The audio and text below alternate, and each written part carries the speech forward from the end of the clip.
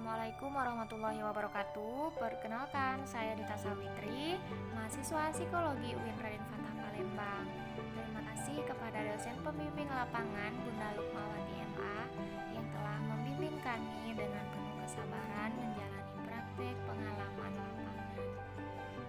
Nah, dalam video singkat saya ini, saya ingin berbagi sedikit pengetahuan mengenai bagaimana cara mengatasi stres di masa pandemi COVID-19. Sebelumnya, kita berkenalan dulu apa itu virus corona. Virus corona atau yang biasa disebut dengan COVID-19 itu adalah virus yang pertama kali ditemukan di kota Wuhan, China pada akhir Desember 2019.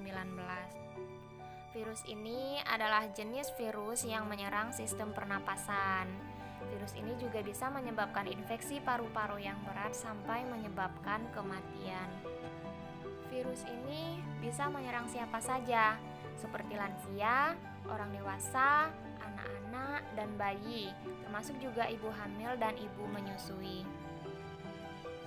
Bahayanya, virus ini menular dengan sangat cepat dan telah menyebar ke hampir semua negara termasuk Indonesia hanya dalam waktu beberapa bulan saja.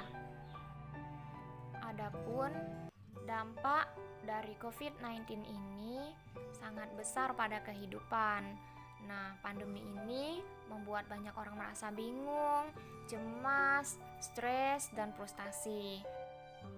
Bagi sebagian orang, rasa stres dan cemas menghadapi pandemi corona bisa sampai mengganggu kesehatan mental.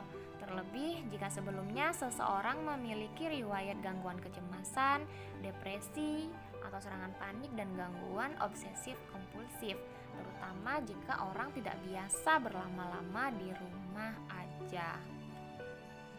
Selanjutnya membahas stres.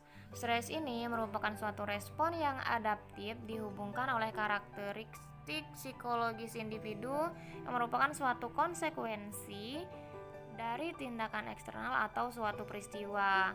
Nah, inilah dampak dari COVID-19 tadi.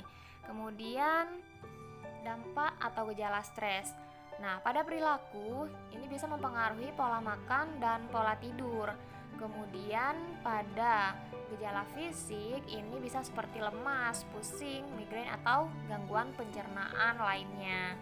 Nah, untuk di bagian gejala kognitif atau mental biasanya mempengaruhi pada kita sering lupa, sulit berkonsentrasi, dan memiliki pandangan yang negatif. Kemudian pada dampak atau gejala emosionalnya seperti kita merasa frustasi, moody, atau sulit menenangkan pikiran. Mungkin kita bertanya-tanya, bagaimana cara melawan virus corona dan mengatasi stres? Nah, mari kita mulai dari diri kita terlebih dahulu untuk menyehatkan mental kita. Ayo kita hapus kata stres dari diri kita. Nah, teman-teman, karena setiap orang memiliki tingkat stres yang berbeda-beda, jadi kita terlebih dahulu perlu mengenali tingkatan stres kita itu seperti apa, baru kita bisa mengatasi stres tersebut. Ada banyak cara yang bisa kita lakukan untuk mengatasi stres selama pandemi. Salah satunya dengan kita menjaga pola tidur, kemudian pola makan, rajin berolahraga, dan bisa juga kita menyalurkan hobi seperti membaca, mendengarkan musik, atau memasak, dan banyak lagi hobi lainnya yang bisa kita lakukan. Nah, salah satu cara untuk mengatasi stres menurut agama Islam sendiri itu ada dengan cara mendekatkan diri kepada Allah. Jadi kita tingkatkan lagi ibadah kita. Jadi walaupun di rumah aja kita bisa mengatasi stres dengan meningkatkan ibadah kepada Allah. Kemudian kita harus memperbanyak syukur. Dengan bersyukur maka kita tidak akan mengeluhkan yang ini, yang itu, sesuatu kekurangan-kekurangan, tapi kita akan mengingat banyak lebihnya. Dan seperti dalam surah Al-Baqarah dijelaskan bahwa kita harus mengingat Allah, niscaya Ia akan ingat pula kepada kita, dan kita juga harus bersyukur agar Ia menambah nikmat kita. Kita juga harus pandai mengambil hikmah dari pandemi ini dan tetap berpikir positif.